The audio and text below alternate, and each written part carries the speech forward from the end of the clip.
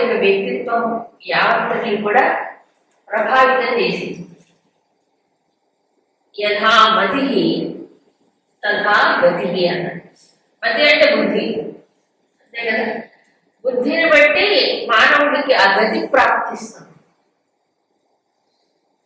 ఇంకొకటి, బుద్ధిని బట్టి ధృతి కూడా ఉంటుంది.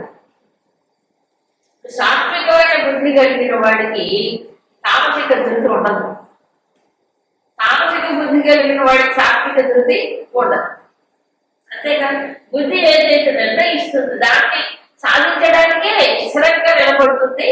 అది మనసు ఉండాలి. అది అందుకని ఇక్కడ ఈ ధృతి గురించి కూడా చెప్పాడు. అందులో సాత్విక ధృతి గురించి చెప్పుకున్నాం. యోగంలో అంటే పరమాత్మ అనుసంధానం చేయడంలో తన ఇంద్రియాలని, మనస్సుని, బుద్ధిని, ప్రాణముని అన్నింటినీ కూడా అటువైపు మళ్లించాడు. దాంట్లో నిలకడ కలిగి ఉండడం. ఇవాళ మనకి యజ్ఞయాగాదుల గురించి చెప్పాడు. సత్ అంటే ఈ యజ్ఞదాన తపస్సులో స్థితి అంటే నిలకడగా ఉండటం సత్ అని చెప్పారు. స్థితి అంటే దృష్టిని దాంట్లో నిలిపి చేయడం. యజ్ఞం కానీ, దానం కానీ, తపస్సు గ్యాస్గా కాకుండా చక్కగా ఏకాగ్రమైన దృష్టితో చేయడం, అది సత్. మిగతా అంటే అసత్ చెప్పలే. శ్రద్ధ అది శ్రద్ధ. శ్రద్ధ కావాలంటే మనకు బుద్ధి కావాలి. బుద్ధి కావాలి కదా. బుద్ధి ఉంటేనే శ్రద్ధ వస్తుంది. బుద్ధి లేకపోతే శ్రద్ధ ఉండదు. అందుకు చెప్పాడు. కాబట్టి సాత్వికమైనటువంటి బుద్ధి ఏమిస్తుంటారు? దేని గురించి? ఏకత్వం. అనేకంలో ఏకం అని చెప్పాడు. బుద్ధి గుర్తిస్తుంది. దానికోసమే కృషి చేస్తుంది కూడా ధృతి కూడా.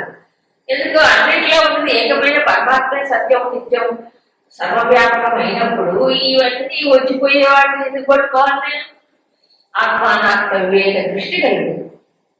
ఇప్పుడు అనాత్మయంలో ఆసక్తి ఉంచక ఆత్మయందే, ఆత్మ అంటే పరమాత్మయే ఎంత దృష్టి చెప్తాడు. సో దానికోసం ఆ మార్గంలో స్థిరంగా ఉంటుంది. పట్టుదల దానిపై చెప్తాడు. అది చెప్పాడు. ఇక రజస్సు, రాజసికమైన బుద్ధి ఏం చేస్తుంది? అనేకంగానే చూస్తుంది. దాంట్లో ఏకత్వ దృష్టి ఉండదు. కాబట్టి ప్రాపంచికమైన దృష్టి ఉంటుంది వాడికి.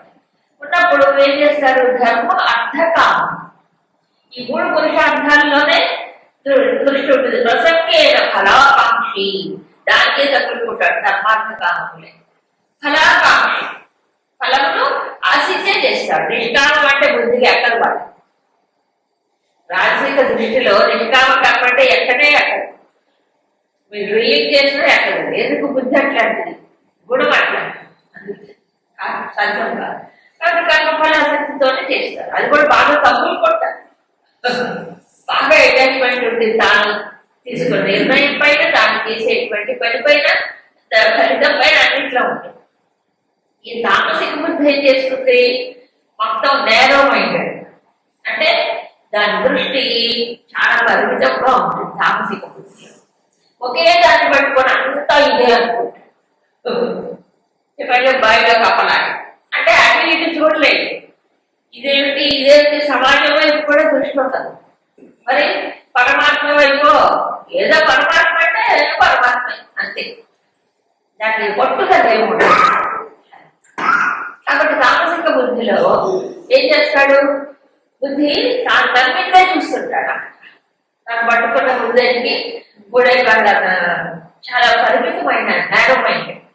అప్పుడు ధృతి వాళ్ళకు కూడా పట్టుదల ఉంటుందండి. తామసికల పట్టుదల ఎక్కువ. రేటు విషయంలో, పగటి కళలు కనడంలో ఇమాజినేషన్స్ ఎక్కువ ఉంటాయి. సత్యాన్ని వైపు దృష్టి ఉండదు. ప్రాక్టికల్ గా ఆలోచించండి. మరేంటి? ఊరికి పగటి కళలు పట్టుంటాయి. తర్వాత అన్నిటికీ భయమే. భయము, శోకం. భయం ఉన్నప్పుడు మనిషికి ఏమవుతుంది? ప్రతిదానికి బాధ కలుగుతుంది. శోకం, దుఃఖం వస్తుంది. విషాదం, మదం. ఇక చెప్పే శోకం, విషాదం. ఇక్కడ శోకం అంటే గతాన్ని గురించినటువంటి విషయం, దాన్ని తలుచుకొని ఇది ఉంటాడు. ఇక విషాదం అంటే భవిష్యత్తులో ఏమవుతుందో, ఏం జరుగుతుందో, చాలా మందికి భయం ఉంటుంది. భవిష్యత్తు గురించిన భయం, నాకేమవుతుందో ఏమవుతుందో, ఎవరు వస్తారు ఏంటో కదా. కాబట్టి అన్ని ఉన్నవాడు భయపడతారు, ఏమి లేని వాడు భయపడతారు. దానివల్ల విషాదం, జీవితం అంతా ఎప్పుడు శోకం, విషాదం. మదం అంటే ఏంటి? ఎప్పుడు విషయ చింతన, విషయాలు అనుభవించాలనేటువంటి ఒక పట్టుదల. విషయ సుఖమే జీవిత లక్ష్యం. సో దానికోసం ఎన్ని ఘోరమైన పనులు అయితే చేస్తారు. చాలా ఘోరం ఈ రోజుల్లో అయితే. కిరాతలో చిన్న చిన్న వాటికి మనుషులు ప్రాణం తీయడానికి వెనకాడుతున్నారు. డబ్బు కోసం, అల్పమైన సుఖాల కోసం. ఇంకా కొంతమంది అయితే ఏ కారణం లేకుండా పైశాచిక ఆనందం అంటారు. పైశాచిక ఆనందం ఎక్కువైపోయి కురియాలి. అది ఎంత ఘోరం. నవ్విముచ్చేది దూరమేత. పైగా ఏమనుకుంటారంటే ఇదే నా జీవిత లక్ష్యం, ఇలాగే బ్రతకాలి అంటే వాడి బుద్ధాలు నిర్ణయిస్తుంది. పట్టుదల బుద్ధి అట్లనే ఉంటుంది. అలాగే చచ్చిపోతారు వాడు. ఇదంతే జీవితాలు. దుర్మేధ అన్నారు. అందుకే ఆ మేధస్సు దుష్టమైనటువంటి విషయాలు పట్టుకొని అలా తయారైపోతుంది. సా తామసి. అలాంటి వాడు సమాజానికి నేను పుండు లాంటి వాడు. సమాజం అనే శరీరంలో పుండు. కాబట్టి ఏం చేయాలి? ఆ పుండుని క్యాన్సర్ ఏం చేస్తారు? ఆపరేషన్లు చేస్తారు, రేడియం అన్న ఇస్తారు. కాబట్టి సమాజానికి చెడు, తనకి తాను హాని చేసుకుంటున్నాడు తెలియదు. ఇకపోతే ఏ గొడవైనా, ఎవరైనా, ఏ బుద్ధి అయినా, ఏ ధృతి అయినా సరే, ఏ కర్మైనా అందరూ ఒకే ఒక లక్ష్యంతో చేస్తారు. అది సుఖం అనే లక్ష్యం. సుఖం పొందాలి అనేటువంటి ఒక దృష్టిలో చేస్తారు. ఎవరు కూడా దుఃఖం పొందాలని ఏమి చేయరు. కాకపోతే కాన్సెప్ట్ క్లియర్ గా లేకపోవటం చేత మనం ఎలాంటి సుఖం మనకు కావాలి అనేది తెలియక ఆ సుఖం యొక్క చిరునామా, అడ్రస్ తెలియక ప్రయత్నాలు, తప్పుడు ప్రయత్నాలు, తర్వాత సరి అయినటువంటి విధానం, మార్గంలో వెళ్ళలేకపోతారు. అందుకు ముందు అది క్లియర్ గా ఉండాలి. ఏది సుఖం, ఏది నిజమైన సుఖం, ఏ సుఖము నాకు శాశ్వతంగా సుఖాన్ని ఇస్తుంది, ఎవరిపైన ఆధారపడకుండా ఉండాలి. అది కూడా ఇండిపెండెంట్, తనకు తానుగా అనుభవించగలగాలి. సో అందుకు 3 కేటగిరీస్ చెప్పి జనరల్ గా అభ్యాసాత్ రమతే యత్ర అని అన్నిటికీ కలిపి చెప్పారు. అభ్యాసాత్ అంటే అభ్యాసం మూలంగానే రమించటం. రమతే దేనికైనా అభ్యాసం చేయాలి. ఏ కృషి లేకుండా ఉండపడాలని సుఖం అయితే రా, ఒక తామసికం అయితేనే వస్తుంది. దుఃఖాంతంచ నిగచ్చది. అభ్యాసం వల్ల, ప్రాక్టీస్ వల్ల ఏ సుఖం అయితే పొందుతాడో దానివల్ల దుఃఖం కూడా కొంత నివారణ జరుగుతుంది. ఇప్పుడు అనంత సుఖం అంటే ఎప్పుడో పొందుతాడు అనుకోండి, ఈరోజు ఆ మార్గంలో కూడా కొంత సుఖం చెవి చూస్తాడు కదా, కొంతైనా తన ప్రయత్నం వల్ల. అది చెప్పాడు. ఏ సుఖంలో మనిషి ఏ రకంగా సుఖాన్ని పొందుతాడు. ఏ సుఖం అంటే ఇక్కడ చెప్పాడు. ఒకటి సాత్వికం. ఏమిటి సాత్విక సుఖం? దాని యొక్క నేచర్, స్వభావం ఏంటి? ఈ సాత్విక సుఖం ఉన్న పడాన్ని మనకు వచ్చి ముందు అభ్యాసం చేయడం చాలా కష్టం. ఎంత దగ్గరే విషయం.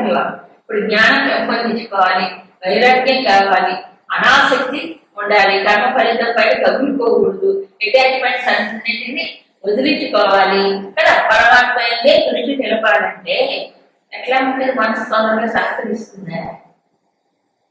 మనస్సే సహకరించదు.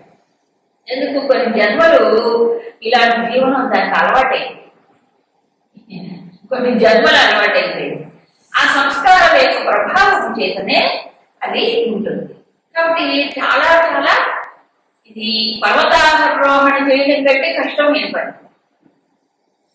పర్వత నన్ను అడిగితే. అవునా కదా? ఎందుకని కాస్త శారీరకమైనటువంటి ఇది ఉంటే నెమ్మదిగా వెళ్ళిపోతారు. ఇది ఎలా కాదు కదా. ఇది ఎలా ఉంటుందంటే దానికి ఎగ్జాంపుల్ అదే తీసుకోవచ్చు. పైకి వెళుతూ ఉంటే ఒక్కొక్క మెట్టులో శ్రమ కలుగుతుంది. ఎందుకంటే గురుత్వాకర్షణ శక్తికి భూమి ఆకర్షణ శక్తికి వ్యతిరేకంగా పోవాలి. సో ప్రతి అడుగు కష్టంగానే వెయ్యాలి. సో ప్రతి అడుగులో ప్రమాదం ఉంటుంది. ఏమిటో ప్రమాదం? కింద పడుతుందేమో ప్రమాదం ఉంటుందా? జాగ్రత్త అవకాశం ఉంటుంది కదా. అందుకే చెప్పండి, ఆత్మానం అవసాదే సరేది ఆత్మనాత్మానం నా ఆత్మానం అవసాదే. నిన్ను దిగదార్చుకోకూడదు. ఎంత కృషి చేసి పైకి మళ్ళీ కింద పడకుండా జాగ్రత్తగా పోతేనే ముందుకెళ్తాడు. లేకపోతే ప్రతిసారి ఒక అడుగు లేదు, 2 అడుగులు కిందికి పోవటం, 2 అడుగులు లేదు కిందికి పోవడం వల్ల ఏం ప్రయోజనం లేదు. ఇది ఎదుర్కోవాలి. ప్రతి అడుగు కష్టమే, మళ్ళీ జాగ్రత్తగా జాగరూకంగా ఉంటాయి. ఈ ప్రయత్నము విషంగా ఉంటుంది. విషము ఎలా చేదుగా ఇష్టం ఉంటుంది ఎవరికైనా. చేదు మందు తినడానికి చాలా కష్టపడతాం. విషం అయితే ఏమవుతుంది? అడుగడుగునా అంత నాశనం చేస్తుంది. అందుకని అది విషంలాగా విషమివ ఈ సాధన అనేది విషతుల్యంగా కనిపిస్తుంది. ఇష్టం ఉండదు. ఎందుకంటే ఇంద్రియ సుఖాలు అనుభవించి వెంటనే కనిపిస్తుంది కాబట్టి రిజల్ట్ ఇది ఎప్పుడో వచ్చేది కదా. మన కంటికి కనిపించిందా ఏమన్నా మనకు వస్తుంది, మనకి తెలిసి ఎప్పుడు వస్తే ఆత్మ ఏంటో ముఖం ఏంటో మనకి అని డిసప్పాయింట్మెంట్ వస్తుంది. ఇంకొకటి ఏంటంటే ఆటంకాలు ఎక్కడి నుంచి వస్తున్నాయి? సంస్కారాల నుంచి, గుణాల నుంచి వస్తున్నాయి. లోపల నుంచి వస్తాయి ఆటంకాలు. రెండవది బయట నుంచి కూడా వస్తాయి. ఎందుకంటే సమాజంలో 99.999 ఏ సుఖం కోరుకుంటారు? ఇతరే సుఖాలే. ఎందుకంటే ఇమ్మీడియట్ గా కనిపిస్తాయి కాబట్టి. ఆత్మసుఖము, జ్ఞానము, శాస్త్రము, విచారణ, సంగత్యాగము, అహంకార త్యాగం అంటే ఏం అర్థం కాదు. గురకెక్కదు. ఒకవేళ ఏమైనా కాస్త అర్థమైనా అబ్బా చాలా కష్టంగా అనిపిస్తుంది. సహకరించదు. తన మనసు తన ఇంద్రియాలు సహకరించా. ఒకవేళ బుద్ధిలో కొంచెం కన్విక్షన్ ఏమైనా వచ్చినా బయట ప్రపంచం అంతా ఏదో తప్పు చేస్తున్నావు అన్నట్టు ఉంటుంది వాడికి. ఎందుకు? అందరూ ఒక దారిలో పోతే ఇది ఒక దారి కదా, ఇది వేరే దారి. అవునా? అంటే అందరూ ఒక ఏంటి ఒక్కడు ఒక రకంగా ఉంటారు. అందరూ కలిసిపోవాలి. చెప్పండి, నలుగురితో కొట్టాలంటే గుంపులో గోవిందా అది అంతే. కాబట్టి ఇష్టపడకి గురక అర్థం కాదు కాబట్టి దీని విలువ. అందుకని వాడు ప్రోత్సహించరు, నిరుత్సాహమే కలిగిస్తారు. నిరుత్సాహం కలిగిస్తారు. ఇంకా కొంతమంది ఏంటి ఆటంకాలు కూడా కలిగిస్తారు. నిరుత్సాహం కాదు, ఆటంకాలు కూడా కలిగిస్తారు. అదంతా మనం కళ్ళలో చూస్తారా? ఆంజనేయ స్వామి సముద్రాన్ని దాటి ఎన్ని ఆటంకాలు వచ్చాయి.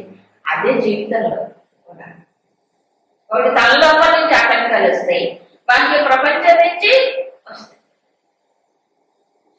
కాబట్టి రెండింటి ఎదుర్కోవాలి కదా. అందుకు ప్రారంభంలో ఇది చాలా కష్టంగా ఉంటుంది. పరిణామే అమృతోపమం. ఈ సాధన చేయగా అప్పుడు దాని యొక్క సుఖం ఏంటో తెలుస్తుంది. ముందు తెలియదు, తర్వాత ఎప్పుడుకో తెలుస్తుంది. తత్సుఖం సాత్వికం. అది సాత్వికం. ఎక్కడి నుంచి వస్తుంది? సోర్స్ ఏమిటి? ఆత్మబుద్ధి ప్రసాదజం. ఆత్మబుద్ధి దేహబుద్ధి కాదు, విషయం గురించినటువంటిది కాదు. కాబట్టి ఇది ఆత్మస్వరూప జ్ఞానం ఏదైతే ఉంటుందో, స్వరూప చింతనలో బుద్ధి నిలిపినప్పుడు కలిగినటువంటి ప్రసన్నత వల్ల వస్తుంది సాత్విక. కాబట్టి నిజమైన ప్రసన్నత అప్పుడు ప్రసాదే. అందుకే సర్వదుఃఖానాం హాని ఉపజాతం. అప్పుడు దుఃఖాలన్నీ కూడా తొలగిపోతాయి. ఆ ప్రసన్నత. ఈ ప్రసన్నత ఎక్కడి నుంచి? బయట వస్తువులకు రావట్లేదు. హర్షం కాదు. హర్షం అంటే శోకం ఉంటుంది. సంతోషం. హర్షం అంటే ఏంటి? మామూలు బయట వస్తు ఆసక్తి వల్ల వచ్చే హర్షం. ఇది హర్షం కాదు, మరేమిటి? ఏ వస్తువు వల్ల వచ్చేది కాదు, ఎవరి వల్ల వచ్చేది కాదు, ఏ పరిస్థితి వల్ల వచ్చేది కాదు. కాబట్టి ఇండిపెండెంట్, అంతేగా, దేనిపైన ఆధారపడట్లేదు. ఆఖరి తన ఉపాధులపైన కూడా ఆధారపడట్లేదు. ఉపాధులు శరీరం మనతో ఇవే కదా ఉపాధులు. ఉపాధులపైన కూడా ఆధారపడి, ఎందుకంటే ఉపాధులు అల్పమైనవి, ఇవన్నీ బయట ప్రపంచం నుంచి ఏర్పడినటువంటి. సో దేనిపైన ఆధారపడకుండా తనకు తానుగా తనలోనే ఆత్మన్యేవ ఆత్మనాదుష్ట అని చెప్పాడు. అంతేగా. ఎందుకని రెండు విషయాలు చెప్పాడు. ఒకటి, తనలో తాను ఆత్మబుద్ధి అనే బుద్ధిని ఆత్మ చింతనలో లీనం చేయటం వల్ల ప్రసన్నత వల్ల కలిగింది. సో దేనిపైన ఆధారపడతారు. అయితే ఈ సాధన ముందు చాలా కఠినంగా ఉంటుంది, కష్టంగా ఉంటుంది, క్లిష్టంగా ఉంటుంది, తీయగా ఏముండదు. అందుకే సాధనలో ఒక ఎవరైనా శుభతీసకారణ తినగవేమ ఉంటుంది చెప్పాడా. సాధనమున పనులు సమకూర్చరలోన విశ్వదాభిరామ తినగా ఒకసారి వేప తీయగా అనిపించదు. అభ్యాసం చేయగానే అది కూడా తీపుగా ఉంటుందట. అదే ఈ సాధన కూడా ఎలా ఉంటుంది? ముందు చేదుగా, కష్టంగా, విషంగా అనిపిస్తుంది. ఎందుకంటే లోపల నుంచే కోఆపరేషన్ ఉండదు, మనసే లోపల సంస్కారాలు అడ్డం వస్తాయి. అది వాటికి కూడా లేకపోతే కాబట్టి బుద్ధి ఎప్పుడు ఇవ్వాలి? మేలుకొని జాగరూకమై ఉండాలి. ఎప్పుడు మేలుకోవాలి. ఒక్క క్షణం ఆలోచిస్తే మనసు వెళ్ళిపోతుంది ఎక్కడికో. బుద్ధి ఇంద్రియాలు ఏం చేస్తాయి? ఇలా పాటిస్తాం మటపాటి. అందుకే చెప్పాడు. ఇక రెండవ సుఖం ఇదేమిటంటే ఇప్పుడు ఈ సమాజానికి చాలా అనుకూలంగా ఉంటాయి. ఏమిటది? ఇన్స్టాంట్ సుఖం. ఇన్స్టాంట్ సుఖం అంటే కాస్త కూడా టైం అసలు వెంటనే వచ్చేది. ఇప్పుడు ఇన్స్టాంట్ కాఫీ అంటే డికాషన్ పెట్టకుండా ఏం చేయకుండా ఆ పౌడర్ అయిపోతే తేలికైపోతుంది కదా. అన్ని ఇన్స్టెంట్ రాలే ఇప్పుడు. ఇన్స్టెంట్ ఇడ్లీ, ఇన్స్టెంట్ ఏమవుతుంది, ఏమో చాలా వచ్చాయట. ఇన్స్టెంట్ పులిహార ఏమిటో అన్ని ఇన్స్టెంట్ కదా. మనిషి అంత ఫాస్ట్గా అయిపోయాడు. మనిషి ఆలోచన అలా తయారు. ఓపిక లేదు దేనికి. నిరీక్షించడం అంటే మాకొద్దు. అసలు ఓపిక, పేషెన్స్ అంటే తెలుసు కదా, ఓపిక ఉండదు. నిరీక్షించడం వెంటనే అది జరిగిపోవాలి. అట్లాగే ఇంద్రియములు విషయాలను స్పృశిస్తే విషయ ఇంద్రియ సంయోగం వల్ల ఏమవుతుంది? సుఖం వస్తుంది. ఎట్లా ఉంటుంది ఆ సుఖం? అగ్రే అమృతాపదం. మొట్టమొదటిగా అది అమృతంలో అనిపిస్తుంది. అవునా కదా. తనకి ఇష్టమైన విషయం చూసినప్పుడు, తనకి ఇష్టమైన వస్తువు తిన్నప్పుడు,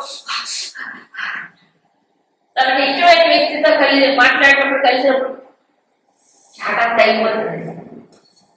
అంతా అప్పుడు సుఖం వచ్చినట్టుగా అనిపిస్తుంది. కాబట్టి ఏం చేస్తాడు? దాని వెంట పడుతుంటాడు. మొట్టమొదటిగా ఆ ఇష్ట వస్తువు యొక్క స్పర్శ వల్ల సుఖం వచ్చినప్పుడు, ఓహో సుఖం దీంట్లో ఉంది కాబట్టి దాన్ని వెంట పడతాడు. అంతే అయిపోతుంది. వేట మొదలై. ఈ వేటకు అంతం ఏముంది? అంతం లేదు. ఏ కష్టమండి అన్నట్టు చెప్తుంది. పరిణామే విషయం. ఈ ఇంద్రియ సుఖాలు పరిణామంలో ఏమవుతున్నాయి? అవే మనకి దుఃఖాన్ని కలిగిస్తాయి. దుఃఖం అంటే విషం అంటాడు. కృష్ణ సర్ప విషాదమే అంటారు శంకర్. కృష్ణ సర్పం విషమైనా పర్వాలేదు, కానీ ఈ విషయములనే విషము ఏమవుతుంది? లోపలికి వెళ్ళకుంటారు. ఇంద్రియముల ద్వారానే మనసునంతా చెదరగొడతారు. మనసుని చెదరగొట్టే ఏమిటి? ఇంద్రియ విషయాలే. ఇక అప్పటి నుంచి రెస్ట్ ఉంటుంది కదా మనిషికి. మనసు ఏమవుతుంది? ఇక వాటి వెంట పడుతుంది. అది కావాలి, ఇది కావాలి, అది కావాలి, ఎంతున్నా ఇంకా ఇంకా ఇంకా కావాలి, ఇంకా కావాలి, ఇంకా కావాలి. తృప్తి లేదు. ఎందుకు? సుఖం పెరుగుతుంది అనుకుంటున్నాడు దాంట్లో కదా. ఏ విషయాలు అనిపిస్తే అంత సుఖం పెరుగుతుంది అనుకుంటున్నాడు. దీనివల్ల మనిషికి శ్రమ పెరుగుతుందా లేదా? ఒకవేళ ప్రయత్నం చేసినా అనుకున్నవన్నీ జరుగుతాయా? తను కోరుకున్నవన్నీ లభిస్తాయా? లేదు కదా. కాబట్టి దీని వెనక సిద్ధాంతం తెలియదు. నిజంగా సుఖం అనేది దేని వల్ల వస్తుంది? ఇష్ట వస్తు ప్రాప్తి వల్ల, ఇష్టమైన వస్తువు. అలా చూసినప్పుడు మనం ఎవరి జీవితాన్ని వాడు పరిశీలించుకుంటే తనకి ఇష్టమైనవన్నీ జరుగుతాయా ప్రపంచంలో? ఆహా, అవి ఇష్టమైనవి కూడా వస్తాయి. ఎప్పుడెప్పుడో కాస్త వస్తూ ఉంటాయి. అది కూడా ఎప్పుడు పూర్వజన్మ చెప్పుతూ ఉంటే కదా, ఆ పుణ్య ఫలంగా సుఖం అనుభవిస్తాడు వాడు. లేకపోతే ఏ సౌకర్యాలు ఉన్న సుఖం అనుభవించాడు. ఆ పూర్వజన్మ సుకృతం పుణ్యం వల్లనే సుఖం. చూడండి, కావాలంటే తనకి ఏ సౌకర్యాలు లేకపోయినా వాడి పూర్వజన్మ పుణ్యం ఉందని వాడు సుఖం అనుభవిస్తాడు. కాబట్టి సుఖానుభవం అనేది మనసులో ఉండేది నిజాన్ని. అంతే తప్ప వస్తు ప్రాప్తి వల్ల ఈ సంగతి తెలియదు మనిషికి. తెలియక రజోగుణం వల్ల ఏమవుతున్నాడు, అక్కడ ఇక్కడ వెతుక్కొని చివరికి ఎండమావిలో నీరు వెతికినట్టు ఏమీ దొరకదు. ఆయాసపడుతున్నాడు, ప్రయాసపడుతున్నాడు. ఏమైపోతుంది? సుఖం మాత్రం అనుకున్నది దొరకదు. అనుకున్నంత దొరకదు. మరి ఎంత ఒకవేళ అనుభవించిన క్షణంలో మారిపోతుంది. బుద్భుతప్రాయం అంటాడు. అందుకే జీవితమే బుద్భుతం, నీటి గొడవ లాంటిదైతే విషయ సుఖాన్ని ఒక్క క్షణమే, ఆ ఫస్ట్ ఇన్స్టెంట్ అంటుంది మొట్టమొదటిగా. చెప్తారు లవ్ ఎట్ ఫస్ట్ సైట్ అంటే తెలుసు కదా. మొదటిసారి చూడగానే పడిపోతాడు వాడు. పడిపోవడమే, బయట ఆడటం లేదు. ఈ ఇంద్రియ సుఖాలు అలాంటివే. మొట్టమొదటిగా అనిపిస్తుంది, ఈ పడిపోతాడు. ఏ పడిపోతాడు? ఇట్లా సుఖం వస్తుంది అనేటువంటి భ్రమలో పడిపోతాడు. ఆ భ్రమలోనే జీవిస్తాడు. కాబట్టి ఎన్ని ఎక్కువ సంపాదించుకుంటే, ఎన్ని ఎక్కువ సుఖాలు విషయ ఇంద్రియాలకి వస్తు సుఖం ఇస్తే అంత పెరుగుతుంది అనుకుంటాడు. అంత పెరుగుతుంది అనుకుంటాడు. కానీ శ్రమ పెరుగుతుంది అంతే, సుఖం మాత్రం పెరగదు. ఎందుకంటే ఇప్పుడు వరల్డ్లో మనం చూస్తున్నాం. ఆధునిక యుగంలో ఒక 50 సంవత్సరాల క్రిందకి వెళ్ళి చూస్తే, వెనక్కి వెళ్ళి చూస్తే, అప్పటికి ఇప్పటికి పోల్చుకుంటే సౌకర్యాలు ఏమి పెరిగాయి? లేదా? పెరిగాయి. ఇప్పుడు అన్ని యంత్రాలు వచ్చేసి, ప్రతి దానికి యంత్రం వచ్చి స్విచ్ నొక్కగానే 3 పనులు జరిగిపోతాయి. స్విచ్లతోనే అన్ని పనులు జరిగిపోతాయి. ఎక్కడెక్కడో ఎవరితోనో కాంటాక్ట్ చేస్తాడని సౌకర్యాలు పెరిగాయి. కానీ సుఖం పెరిగిందా? ప్రాబ్లమ్స్ ఏమైనా తగ్గాయా? పెరిగాయా? ఎక్కడ దాఖలాలు లేవు. కానీ సర్వే తీస్తే, మొత్తానికి స్టాటిస్టిక్స్ తీస్తే, ఎవరికి వాళ్ళు అటు ఇటు చూసిన వాళ్ళకి అర్థం అవుతుంది. ఈ ప్రెసెంట్ జనరేషన్కి అర్థం కాదు. ఆ పూర్వాన్ని ఇప్పుడు పరిస్థితులు చూసి రెండింటిని కంపేర్ చేసుకుంటే ఎవరిపిస్తుంది? ఎవరికైనా వాళ్ళే పెట్టండి పూర్వీకులే. అవునా కాదా? ఉన్నదాంతో తృప్తి పడ్డారు. అవునా? హాయిగా ఉండేవారు, ఒకళ్ళకొకళ్ళు తోడుగా నేడుగా అనగా హాయిగా దైవ చింతనతో, ఆధ్యాత్మికమైన దృష్టితో దైవాన్ని పంచుకోకుండా, ధర్మాన్ని పంచుకోకుండా ఉన్ననాడే కంపారిటివ్లీ బెటర్. పోల్చి చూస్తే బాగా ఉంది వాడి జీవితం. ఎన్ని కష్టాలు వచ్చినా నిబ్బరంగా కట్టుకునేవాడు. అంతేగాని వీధిలో పడేవాడు కాదు. సంసారాన్ని బయట వీధిలో వేసేవాడు కాదు. ఇప్పుడు అంతా వీధి పాలి, ఏది గుడ్డు లేదు, పట్టు లేదు, అంత బజారు పాలి. ఎందుకంటే వచ్చాయిగా వీడియోలు, కెమెరాలు అంటే వచ్చి ఏదైనా యూట్యూబ్ లో పెట్టేస్తారు. పనికిరానివన్నీ కూడా. అవునా కాదా? ఏమీ లేకుండా అయిపోయిందండి మొత్తం. ఏం సుఖపడుతున్నాడు? ఏమిటది? ఒక భ్రమ, ఒక వెర్రి, ఓ పిచ్చి ఎక్కువైంది. అదే భ్రాంతి. దాంట్లో ఉంది అనుకోవడమే భ్రాంతి, నిజానికి. అందుకని మన శాస్త్రంలో అనలైజ్ చేసి, ఒకవేళ విషయంలో సుఖం వచ్చినట్టు అనిపించిన సోర్స్ విషయము కాదు, హృదయంలోంచి వస్తుంది. దీన్ని బాగా ఎనలైజ్ చేయాలి మనం. ఒకవేళ విషయమే అంటే వస్తువే మన సుఖప్రాప్తికి కారణమైంది, అదే వస్తువు అందరికీ సుఖాన్ని ఇవ్వాలి కదా. ఒక వస్తువు నాకు ఇష్టం, మీకు ఇష్టం లేదు, ఆ వస్తువు మీకు లభించడం మీకు సుఖం కలుగుతుందా? కలగదు. ఎందుకని? వస్తువులు లేదు కాబట్టి. వస్తువులో ఉంటే నాకు మీకు అందరికీ సమానంగా సుఖం ఇవ్వాలి. అవునా? లాజిక్ అర్థం చేసుకోవాలి. ఇప్పుడు అగ్ని కొంతమందికి చల్లగా, కొంతమందికి వేడిగా ఉంటుందా? ఉండదు కదా. ఎవరు పట్టుకున్నా అగ్ని కాలుస్తుంది కదా. మరి వస్తువులో సుఖం ఉన్నప్పుడు ఎవరికి ఆ వస్తువు లభించదా? అందరూ సుఖం అనుభవించాలి కదా. అలా జరగట్లేదు కదా. ఒక వస్తువు ఒకటి సుఖాన్ని ఇస్తే ఆ వస్తువు ఇంకోటికి దుఃఖాన్ని ఇస్తుంది. ఒక వస్తువు ఒకటికి అమితానందాన్ని ఇస్తే ఇంకోటికి ఏదైనా అనుకుంటాడు, అతిత్వ ఆనందం పొందలేదు. అవునా? మరి సోర్స్ వస్తువా? వస్తువు ద్వారానే పొందుతున్నాడా? కాదు.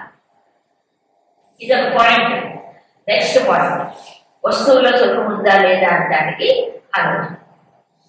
తనకి ఇష్టమైనటువంటి వస్తువు దొరికినప్పుడు ఆ లభించిన వెంటనే వెంటనే ఏమనిపిస్తే అమృతం లాగా అనిపిస్తుంది. అదే వస్తువు కొంతకాలానికి ఏమవుతుంది? సుఖం అనిపిస్తుందా? ఇదేనా ఇంతేగా అనిపిస్తుంది. దానిపైన అంత మొదట్లో పొందిన ఫస్ట్ టైం పొందిన ఆనందం తర్వాత ఏమైపోయింది? పోయింది.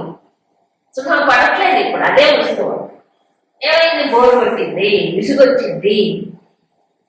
ఏ వస్తువులైన సుఖం ఉంటే ఎప్పుడు చూసినా ఎన్ని సంవత్సరాల తర్వాత అయినా అది ఆనందం ఇవ్వాలి కదా నీకు. ఇవ్వట్ల. దీన్ని ఏమంటారు? లా ఆఫ్ డిమినిషింగ్ యూటిలిటీ అంటారు. ఎక్కడ వస్తుంది? ఎక్కడ వస్తుంది? Economics law of diminishing utility. ఒక వస్తువుని ఎక్కువగా వాడుకుంటున్నప్పుడు అది ఏమైపోతుంది? కొన్నాటిది దాని యొక్క ఇది తగ్గిపోతుంది. అలాగే వస్తువులో సుఖం ఉంది అనుకున్నవాడు ఆ వస్తువే పట్టుకున్నాడు అనుకోండి, విసుగు వస్తుంది. ఇక సుఖాన్ని ఇవ్వదు. ఇవ్వకపోగా అదే ఏమవుతుంది? దుఃఖాన్ని. ఇది అందరికీ అనుభవమే. కొంచెం విశ్లేషణ చేసుకోవాలి.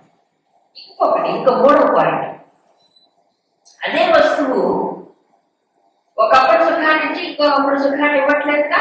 దేన్ని బట్టి? నాకు మూడు మారిపోయింది అనుకోండి, నా ఇంట్రెస్ట్ మారిపోయింది. మారిపోయినప్పుడు ఆ వస్తువు ఏమైనట్టు అది వ్యతిరేకంగా అనిపిస్తుంది. ఒక్కసారి ఎక్కువ కాలం వాడితే విసుగు వస్తుంది, ఒక్కోసారి వ్యతిరేకంగా కూడా అనిపిస్తుంది. అదే వస్తువు. అందుకే చూడండి, ఏదో మనసంతా బాగున్నప్పుడట వాడికి వీళ్ళకి దోస్తుంటాడు. లేకపోతే వాళ్ళకి వీళ్ళకి మనసు మారిపోయి మూడ్స్ మారిపోతే ఏమవుతుంది? పచ్చగడ్డి వేసి బొగ్గు పడుతుందండి. పచ్చగడ్డి బొగ్గు ఎందుకు పడాలి? అదే మరి ఈ మూడు మారిపోతుంది. ఈ లోపల మూడు మారిపోయినప్పుడు, లోపల మనసు మారిపోయినప్పుడు ఏమన్నా ఆ వస్తువే కష్టాన్ని. ఇంకోటి చెప్పారు పతంజలి యోగ సూత్రంలో, ఇంకా డీప్ అది. గుణభక్తి విరోధ దుఃఖం అంటాడు. లోపల గుణాల గురించి చెప్పుకున్న 14వ అధ్యాయం. సాత్విక, రాజసిక, తామసిక గుణాలు ఒకదానిపడి వ్యతిరేకంగా ఉంటాయి. అవునా కదా?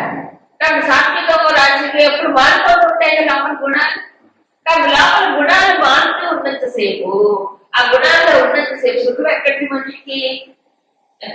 ఒకదానిపడి ఆపోజిట్. ఎలాగా? ముగ్గురు వ్యతిరేకమైనటువంటి భావాలు ఉన్నవాడు ఒక ఇంట్లో ఉన్నట్టు లెక్క. ఒక గదిలో ఉంటారు, ముగ్గురు పడిచావు పడమాట వ్యతిరేకిస్తూ ఉంటారు. అప్పుడు అది ఎంత సుఖం? మన లోపల అలా మూడు గుణాలు ఉన్నాయి. ఈ గుణాలు వ్యతిరేకంగా ఉంటాయి. అవునా కదా? ఇది ఉన్నంతసేపు వస్తువులో వాటి సుఖం రాదు, ఊరిని భ్రమపడుతున్నాడు. దీన్ని బట్టి అక్కడ వస్తుంది. ఇష్ట వస్తువు కలిగినప్పుడు అనుకూలంగా కూడా వస్తుంది, అదే రేపు వ్యతిరేకంగా కనిపిస్తుంది. అవునా? మరి ఇప్పుడే ఒకప్పుడు ఒక వస్తువు ఒక మనిషి అంటే చాలా ప్రియం, అదే మనిషి కొన్నాళ్ళ తర్వాత ఎలా కనిపిస్తాడు? అమ్మో వీడు రాక్షసు బాబాయ్. అదే లవ్ ఎట్ ఫస్ట్ సైట్. మొట్టమొదటిగా అలా అనిపిస్తుంది భ్రమ. అందుకే గురుదేవులు ఒక మాట చెప్తారు, have a second look. Have a second look అంటే మొదటిసారి నుంచి పడిపోకు, రెండోసారి గమనించి చూడు, అప్పుడు అర్థం. గమనించి చూస్తే ఏమవుతుంది, గమనించి చూసినప్పుడే తెలుస్తుంది, అప్పుడు ఈ భ్రాంతి పోతాయి. అలాగే ప్రపంచాన్ని కూడా. కానీ రజోగుణం ఉన్నప్పుడు అలా అనిపించదు, మనస్సులో వేగం ఎక్కువ, ఇక్కడ అటువంటి విషయాల్లో ఏదో ఉందని అనుకుంటాడు. సరే, అలా ఇంకా మోహనం ఆత్మన తామసిక సుఖం, అది మోహంతో మొదలైందన్నమాట. ఇది ఆది అంతములలో కూడా దగ్గరే అనుభవించాయి. ఆది అంతములు అది ఎప్పుడు దృష్టిని కప్పివేసి చీకటిగా చేసి చేసింది, అది తామసిక సుఖం. చీకటి అంటే తెలిసిపోయింది, నిద్ర ఎలా ఉంటుంది, చీకటి. ఆలస్యం మతిమరుపు, తర్వాత ఆలస్యం అంటే జడంపం ఒక రకంగా, నెమ్మదిగా నిర్లక్ష్యం ఒకటి, నెమ్మదిగా చురుకుదనం లేకపోవడం, ఏదైనా నెమ్మదిగా చేయడం అంటే ఆలోచించి నెమ్మదిగా చేయడం కాదు. ఇక్కడ ఈ తపస్సు వల్ల ఒక జాడ్యం వస్తుంది బుద్ధికి, ఏది యాక్టివ్నెస్ లేకపోవడం, ఇనాక్టివ్ అంటారు. ఏది ఇంద్రియాల విషయంలో కానీ, బుద్ధి విషయంలో కానీ, శరీరం విషయంలో కానీ తపస్సు ఏమి చెయ్యాలని అనిపించదు. ఏమనిపిస్తుంది మరి, ఏం చేయబుద్ధి కావట్లేదు, ఏం చేయబుద్ధి కాదు, అదే బుద్ధి, అదే తపస్సు, అదే తపస్సు. అయితే ఈ తపస్సు సత్వము బయటకు ఒక రకంగా అనిపిస్తాయి, విశ్లేషణ చేసుకోకపోతే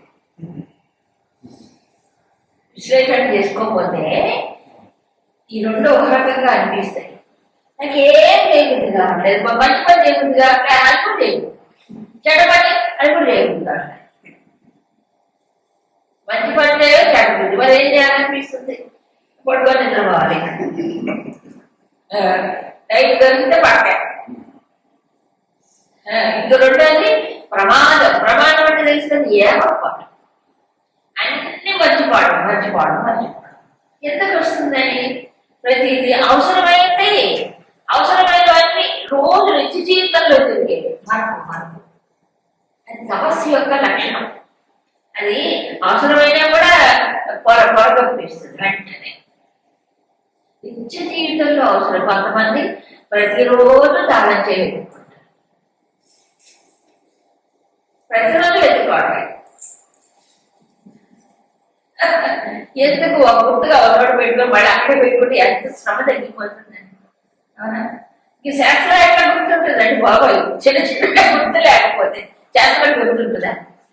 తమ వస్తువులు తాము ఎక్కడ పెట్టామో అని అసలు ఎప్పుడో ఒకప్పుడు బతుకులేదు, ఎప్పుడూ పడిపోతుంది. నీకు ఎక్కడ గుర్తుంది? ఎంత ఎనర్జీ వేస్ట్ దానివల్ల, ఎంత టైం వేస్ట్.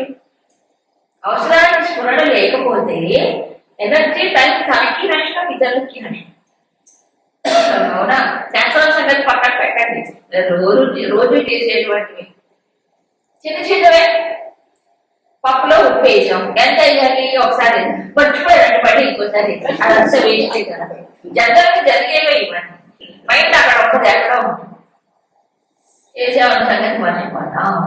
అదేదో పోలే, ఏదో భగవద్ ధ్యానంలో, భగవద్ చింతనలో మర్చిపోయాడంటే అది వేరే ఎక్స్క్యూజ్. అంతే ఉండదు సీన్ అక్కడ, అంతే ఉండదు. అవునా కదా? చిన్నవైనా పెద్ద పెద్దవైనా మరొక అనేది జీవితంలో పెద్ద శాపం. కానీ అది కూడా ఒక వరమే. భక్త స్మృతి జ్ఞానం అపోహనంట. ఎందుకు వరము? మనకు అనవసరమైనవన్నీ కొద్ది సుఖం, అవసరమైనవి గుర్తుపెట్టుకోవాలి. అక్కడ ఏమరపాటు ఉండకూడదు, తన కర్తవ్య విషయంలో ఏమరపాటు ఉండకూడదు. అంతేగా కర్తవ్యం. కానీ మరి శాస్త్రం కూడా అసలు ఏం చెప్తారంటే, రామాయణంలో ఒక చోట గురువు దగ్గర శాస్త్రాలను నేర్చుకున్న తరువాత స్వాధ్యయనం సరిగ్గా చేయకుండా, మననం చేయకుండా దాన్ని మర్చిపోతే పాపం వస్తుందన్న.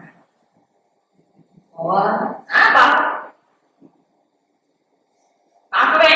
ఎందుకు పాపం? అవును, నువ్వు అది విన్నావు, తెలుసుకున్నావు, ఆ స్థితి నిలబెట్టుకోకుండా కింద పట్టమే కదా కింద. పాపం అంటే పదనాడు పాప, మళ్ళీ మామూలుగా కొట్టుకుపోయాడు వాడి జీవితంలో. పాపమే ఎందుకు నేర్చుకోవడం అట్లాంటప్పుడు చేస్తారు, ఎందుకు వినడం?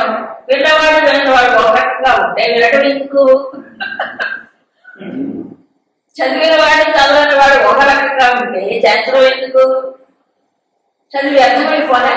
ఈ విషయాన్ని ఒక ఘట్టంలో రామాయణంలో చూపిస్తారు. ఇప్పుడే ఫ్లాష్ ఏమంటారంటే, విభీషణుడు ఆంజనేయ స్వామి లంకాదహనం చేసిన తర్వాత సరే ఆయన తీసుకొస్తారు, బంధించి రావణాసుడి దగ్గర తీసుకొచ్చి చూపిస్తారు. అప్పుడు చాలా కోపం వచ్చేసి ఆయన ఏం చేస్తాడంటే, తోపకుని వధించండి వీడిని, వానరుని వధించమంటాడు. అప్పుడు వెంటనే విభీషణుడు బయటికి తెచ్చి, ఈ ప్రపంచంలో ఏ రాజైనా ఇంతవరకు దూతను వధించలేదు, దూతను వధించడం మహాపాపం అని శాస్త్రం చెప్తాను కదా. నువ్వు అంత శాస్త్రాన్ని చదువుకున్నవాడివి, నీకన్నీ తెలుసు కదా, ఈ పాపానికి ఎలా ఒడిపెడతావు?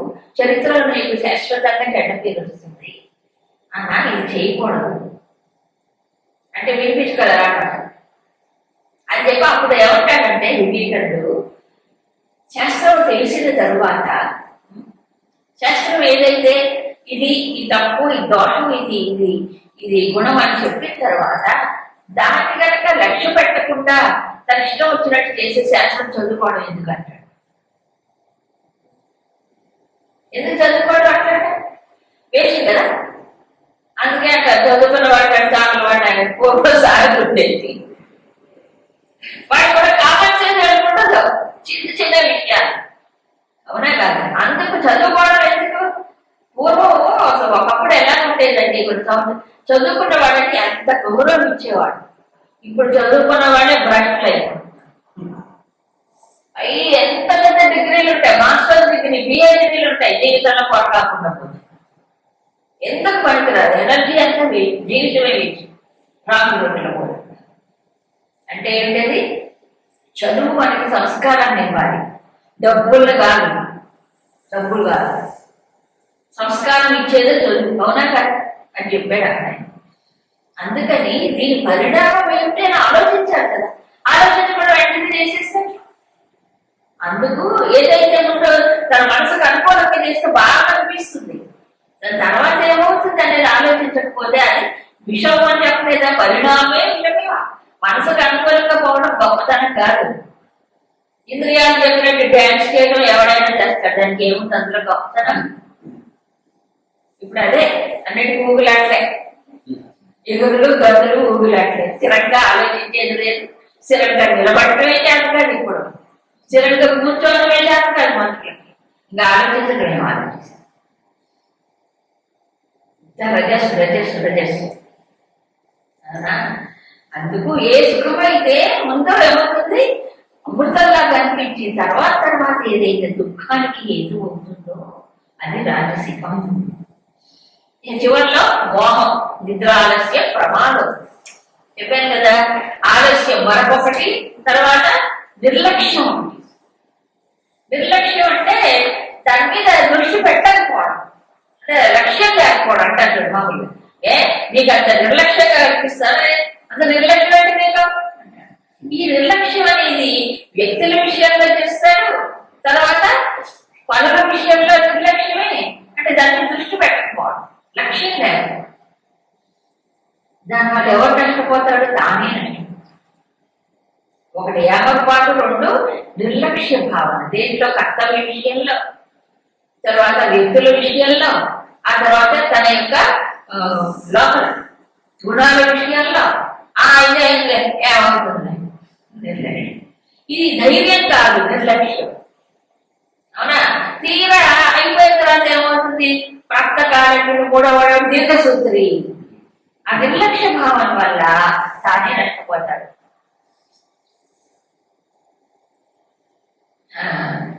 కదే కూడా చెప్పుకున్నాను. ఓ తల్లి పిల్లవాడికి వాడు చిన్న చిన్న దొంగతనాలు చేసి వస్తువులు తెచ్చేవాడు. తల్లి ఏం చేసింది? ముందు అబ్బోవాడు బావాడు చాలా గొప్పవాడు, దొంగతనం తెచ్చాడు, ఎంతమంది చేశాడు ఆయన అని వాడిని ఎంకరేజ్ చేసింది అనుకోండి. తర్వాత ఏమైందో తెలుసు మీకు కదా. వాడు దొంగ పట్టుబడ్డాడు, ఆ దొంగతనాన్ని బాగా అలవాటు చంపడం మొదలుపెట్టాడు. పుట్టాడు, వాడు పట్టుబడ్డాడు, ఊరి గంగలో ఎక్కాడు కదా. ఎక్కినప్పుడు ఏమడిగాడు మరి, నీ కోరిక ఎక్కడ అంటే మా అమ్మని పిలవడ్డాను. ఈ తల్లిదండ్రులకు ఒక పాఠం అని పిలవంటే ఏమన్నాడు, ఇదిగో నేను ఊరిగా పంపడానికి మా అమ్మాయి కారణం అన్నాడు. అందరూ తెల్లబోయారు, అదేమిటి తల్లి అక్కడైనా కారణం. ఆ చిన్నప్పుడు దొంగతనం చేసినప్పుడు నన్ను కనుక ఒక దెబ్బ వాయించి ఒరే ఈ తప్పు అని కనుక మా అమ్మ అన్నది నేర్పిస్తే నేను ఇలాంటి స్థితి కలిగేది కాదు కదా. అవునా, నిర్లక్ష్యం. వాడు తప్పు చేస్తున్నప్పుడు చూస్తూ ఊరుకుంటే ఎట్లా, వాడు గమనించాలి కదా, మందలించాలి కదా. ఏమైపోతుంది, అలా అలవాటు అయిపోతుంది వాడికి, ఇంకా దాని మీద దృష్టి ఉండదు. అదే ఒప్పు అయిపోతుంది, తప్పు కాస్త ఒప్పుగా కనిపిస్తుంది వాడికి. ఇప్పుడు జరిగేది అదే పాఠశాలల్లో చెప్పట్లేదు, ఏది మంచి ఏది చెడు అని చెప్పే అవకాశం లేదు. ఎందుకు, వాళ్ళకు మార్కులు, ర్యాంకులు, సీట్లు, డబ్బులు కావాలా. మంచి చెడు ఎందుకు చెప్తారు ఇప్పుడు, చెప్పరు మేనేజ్మెంట్. ఈ తల్లిదండ్రులు వాడు అదే వాళ్ళకే తెలియదు, ఇంకెవరు చెప్పాలి పాపం పిల్లలు. అందుకే చిన్న బాల వికాసులు ఇవన్నీ ఇన్ని మిషన్స్ ఎందుకు వచ్చాయి, ఇందుకే వచ్చి నిర్లక్ష్యం. జీవితం ఎడల నిర్లక్ష్య భావన. ఏం సాధించాలి, దేనివల్ల ఏమిటి, ధర్మం అనేది లేదు, నిర్లక్ష్యం. ఏం జరుగుతుంది ఏంటి, ఇలా లేకపోతే ఏమిటి, ఈ ధర్మం అయ్యా, ఈ మన శాస్త్రం చెప్తుంది, మన పెద్దలు సనాతన ధర్మం. ఎందుకు సనాతన ధర్మం, ఏం కాదు అడుగు ప్రశ్నిస్తున్నారు. పార్లమెంట్ దాకా వెళ్ళిపోయింది జడ్యం. ఎందుకు ధర్మం, ఏడు సనాతన ధర్మం, మనం అక్కడ లేదు పాటించాలి. భారతదేశంలో మిగతా దేశాల్లో లేదు సనాతన ధర్మం. ఏడంటి వాడు కొంతమంది మిగతా దేశాల్లో కూడా పాటిస్తున్నారు, మనం వదులుకుంటున్నాము. మన దేశంలో దానికి ఏమిటంటే వ్యతిరేకత వచ్చింది, కానీ ఈ వెస్టర్న్ ఇన్ఫ్లుయెన్స్ తో చక్కగా కొంతమంది పాటిస్తున్నారుగా. మరి చావు లేదండి సనాతన ధర్మానికి. నిర్లక్ష్యం చేసి వాడు పడేయకుండా నిర్లక్ష్యం.